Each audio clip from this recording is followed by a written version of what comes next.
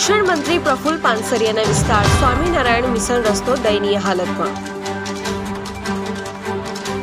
અનેક વારની રજૂઆતો છતાં તંત્ર મૌન।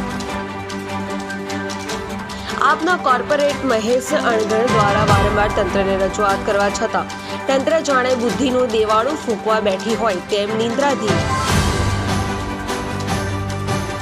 શું સ્વામિનારાયણ મિશન રોડ એ પાકિસ્તાનનો ભાગ છે? ક્યાં તો મંત્રી પાનસરિયાનું કશું ઉપજતું નથી, અથવા તો જાણી જોઈને પ્રજાને પીડાવા દે છે।